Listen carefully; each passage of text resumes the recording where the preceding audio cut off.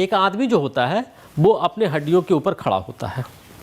Bones जो हमारा है, हम अपने हड्डियों के ऊपर खड़े होते हैं, ठीक है ना। हड्डी का वैसे ही रोल होता है जैसे आपके घर में पिलर का रोल है। कोई जो शादी विवाह हो रहा है उसमें आप देखते हैं कि टेंट समियाना लगा हुआ रहता है, तो जो टेंट समियाना है ना, उसमें जो बांस खड़ा है ना, उसका रोल बहुत ज़्यादा होता है। कपड़ा का बहुत रोल नहीं होता है। यदि बांस कमज़ोर है तो एक आंधी आएगा और पूरे समियाना को लेके चला जाएगा, ठीक है ना। तो आप हड्डियों के ऊपर खड़े होते हैं। हड्डियों में दो काम होता है, एक होता है ऑस्टियोब्लास्ट, एक होता है ऑस्टियोक्लास्ट। जब आप 35 साल तक होते हैं, 0 से लेकर 35 साल तक, तो आपके हड्डी का निर्माण होते रहता है।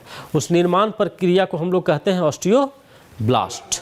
और जैसे ही आपका एज 35 साल हो गया, अब हड्डी का निर्माण बंद हो जाता है, यानी कैल्शियम का डिपॉजिट होना, उसमें डेंसिटी बंद हो जाता है। और कैल्शियम जितना आपके हड्डी में जमा हो गया है वो आपका ब्लड लेता रहेगा, हड्डी से खींचता रहेगा, तब हड्डी कमजोर होना शुरू होता है, गलने लगता है। उसको ऑस्टियोक्लास्ट कहते हैं। तो ऑस्टियोब्लास्ट और ऑस्टियोक्लास्ट हमारे शरीर में चलते रहता है। 35 साल के बाद क्या होता है कि हड्डियों का बनना घनत्व तो बहुत कम जाता है, यानी ऑस्टियोब्लास्ट की प्रक्रिया कम जाती है, ऑस्टियोक्लास्ट तेज हो जाता है। और आपके ब्लड को पर डे कैल्शियम की ज़रूरत होती है नर्वस सिस्टम को कंडक्शन कराने के लिए, हार्ट को चलाने के लिए। तो ब्लड क्या करता है कि हड्डी से कैल्शियम लेना शुरू करता है। नतीजा क्या होता है कि हड्डी धीरे धीरे कमज़ोर होने लगता है और हड्डी चलने की तरह होने लगता है। उसको हम ऑस्टियोप्रोसिस कहते हैं। नतीजा क्या होता है कि चलते फिरते हड्डियाँ टूट जाती है।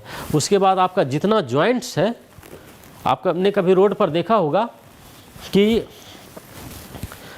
बड़े बड़े गाड़ी का चक्का टूट जाता है और जाम लग जाता है। उस गाड़ी का चक्का नहीं टूटता है जिसका अपना होता है। यदि किराया पर कोई लेकर चला रहा है ना, उसका चक्का टूटता है, क्योंकि वो गाड़ी तो चला रहा है, सर्विसिंग नहीं करवाता है। क्यों नहीं सर्विसिंग कराता है?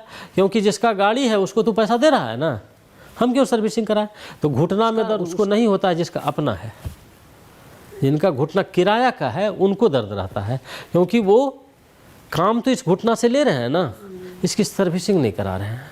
तो ये जैसे ही 35 साल तक होइएगा तो घुटना के अंदर जितना जॉइंट्स है उसमें कैल्शियम का बनना कम हो जाता है, यानी ऑस्टियोक्लास्ट हो जाता है, वहाँ का बोन्स कमज़ोर होने लगता है।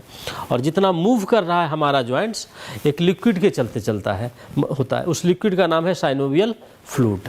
35 साल के बाद साइनोवियल फ्लूइड का भी बनना बंद हो जाता है या कम जाता है।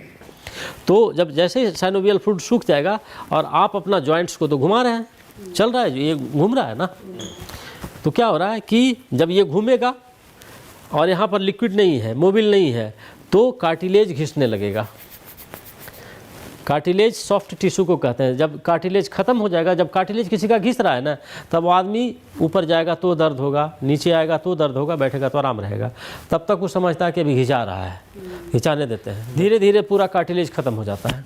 जब पूरा कार्टिलेज ख़त्म हो जाएगा तो हड्डी घिसने लगेगा, और जब हड्डी घिसने लगेगा तो बीच में गैप आ जाएगा, इसको गठिया कहते हैं। और जब गठिया आ जाएगा तो चलना फिरना बंद करा देगा। और जिसका घुटना में दर्द शुरू हो गया या घुटना गठिया पकड़ लिया, उनको सब बीमारी आ जाएगा। जैसे ही उनका गठिया आ गया उनके अंदर, तो उनका जॉइंट सब ठीक से काम नहीं करेगा, तो वो चल फिर कम पाएंगे, है ना, मॉर्निंग वॉक नहीं कर पाएंगे। तो क्या होगा कि जब मॉर्निंग वॉक नहीं करेंगे तो ग्लूकोज बर्न आउट नहीं होगा, डायबिटीज़ के शिकार हो जाएंगे, ठीक है ना।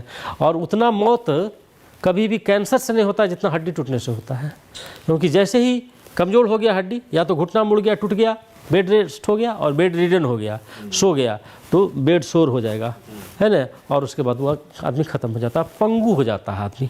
जिसको गठिया पकड़ लिया ना और अर्थराइटिस आ गया, घुटना में दर्द शुरू हो गया, वो एक अपंग व्यक्ति हो जाता है, ठीक है ना। उसका सारा मतलब ही नहीं है, रात में टप टप टप टप घाव की तरह दर्द करते रहता है। यदि आप वहाँ नहीं छोड़ दिए, वहाँ तक रिपेयर नहीं किए, तो बाद में क्या हुआ, यहाँ तो घाव हो गया ना घुटना में। अब आप सोए हुए, दिन में नहीं दर्द बुझाएगा, जब रात में आपका दिमाग शांत होगा और कोई बतियाने वाला नहीं रहेगा, अब क्या होगा, उस व्यक्ति को जिसको अर्थराइटिस होता है उसको इंसोम्निया हो जाता है, क्योंकि उसको रात में नींद नहीं आता है, क्योंकि दर्द होने लगता है बहुत ज़्यादा। और 100 में से 70 आदमी कोई बीमारी हो चुका है, और जो 30 को बचा है उसको 30 साल के अंदर होने वाला है। आप यदि इस क्षेत्र में काम करिए, केवल दर्द मुक्त करना शुरू कर दीजिए, तो कल से आपको फुर्सत नहीं मिलेगी। आप लोगों को राहत देना शुरू कर दीजिएगा, लोग चैन से ज़िंदगी काटने लगेंगे और आपको आर्थिक आमदनी भी अच्छा होने लगेगा। आपको कहीं कुछ खोजने की ज़रूरत नहीं, आप पर डे 5,000 रुपये कमाने भी लगिएगा, है ना।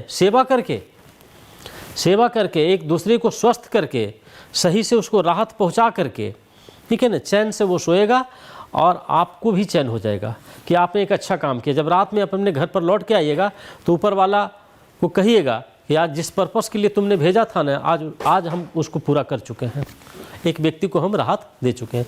आप सिंपल से काम करिए, एक विजिटिंग कार्ड रखिए, छूटते ही किसी व्यक्ति से बात करिए कि आप किसी ऐसे व्यक्ति को जानते हैं जिनको दर्द है घुटना में, कमर में, किसी उसको ही नहीं कहिए कि आपको है, आप पूछिए कि क्या आप किसी एक ऐसे व्यक्ति को जानते हैं या आपके घर में कोई ऐसे हैं, उसके घर में कोई ना कोई दर्द होगा, या तो उसी को होगा या उसकी पत्नी को होगा, माँ पिताजी को होगा, दोस्त को होगा, एक व्यक्ति को तो जानता ही होगा। तुरंत कहेगा हाँ बताइए है दर्द, क्या करते हैं, क्या करना है, उनको दर्द है, तो आप कहिए हम उसको ठीक कर देंगे। ये शब्द आपके मुंह से निकलना चाहिए, हम परमानेंट ठीक कर देंगे। कैसे ठीक कर देंगे, बात कराइए, कुछ हम दवाई देंगे और उससे ठीक हो जाएगा। 2 दवाई दीजिए उसको मात्र, एक कैलमैगडी दीजिए, हम एक दवाई आपको दे भी प्रोवाइड करा देंगे आपके अपलाइन के थ्रू, एक हम बनाते हैं भस्म, एक भस्म हम देते हैं, एक कैलमैगडी दीजिए, एक ग्लूकोसामाइन, यदि घुटना में है तो ज़रूरत है, घुटना में नहीं है तो दूसरी जगह पर ग्लूकोसामाइन का रोल नहीं, ओमेगा 3 का रोल हो जाता है। यदि फ्रोजन शोल्डर है, रिमेटाइड अर्थराइटिस आ गया, उसमें ओमेगा 3 का रोल है और कैलमैगडी का है, ठीक है। लेकिन यदि ऑस्टियोआर्थराइटिस है तब यहाँ पर ग्लूकोसामाइन की ज़रूरत है। फ्रोजन शोल्डर में ओमेगा 3 जी, क्या विटामिन डी हर किस में देना है, विटामिन डी हर व्यक्ति को देना है, कोई भी व्यक्ति नहीं है विटामिन डी बोन की डेंसिटी को है, दोनों किस में देना है। यदि ऑस्टियोआर्थराइटिस है तो, रिमेटाइड है तो, फ्रोजन शोल्डर है तो, और डायबिटीज़ है तो विटामिन डी तो सब लोग डिफिशियंट हो चुके हैं हम लोग। बैक पेन है तो विटामिन डी सब जगह काम करेगा, ग्लूकोसामाइन केवल हाँ ऑस्टियोआर्थराइटिस पर ही काम करता है। विटामिन डी दीजिए और एक हम भस्म दे देंगे, कल आप किसी को दे के देखिए, कल दे दीजिएगा, अगले 30 तारीख तक आपको 10 आदमी का ऑर्डर आ जाएगा। विटामिन डी हाँ कैलमैगडी सबको गारंटी देते हैं आप। और आपको लग रहा होगा ना कि ये महंगा सस्ता की बात है, नी रिप्लेसमेंट में 5 लाख रुपया लगता है और लाइन लगा हुआ है, समझे। आप केवल गारंटी शब्द बोलिए और कहिए कि कुछ नहीं भाई, एक सप्ताह में क्या चला जाता है, आप करके तो देख लीजिए, है ना। हम कहते हैं कि नहीं ठीक होगा तो एक सप्ताह की तो बात है, एक सप्ताह के अंदर 4 आदमी को ला के दे देगा, इतनी गारंटी पर हम लोग रखते हैं कि ठीक है ना। और आप परमानेंट अर्थराइटिस को ठीक कर पाइएगा। और अर्थराइटिस को यदि इफ़ वन डे आप विशाखापट्टनम में एक बड़ा सा हॉस्पिटल है, उसमें एक लाइन लिखा हुआ है, आज से 30 साल पहले हम वहाँ गए थे, उसमें लिखा हुआ if one day you are unable to walk how do you feel, think of those who can not walk at all. यदि आप एक दिन नहीं चल सकते हैं आपको कैसा महसूस होगा, आप कभी उसके बारे में सोचिए जो कभी चल नहीं सकेगा, है ना। तो ये एक बड़ा सा काम हो जाएगा समाज के लिए। आप ऑस्टियोआर्थराइटिस जैसा महामारी या गठिया जैसा एक अभिशाप को परमानेंट मुक्त कर पाइएगा और आप उसको स्वस्थ कर पाइएगा, है ना। आप भी स्वस्थ, यदि आपको भी है तो आप भी खा लीजिए उसको, आप स्वस्थ रहिए, समाज को स्वस्थ रखिए और आर्थिक रूप से मजबूत रहिए।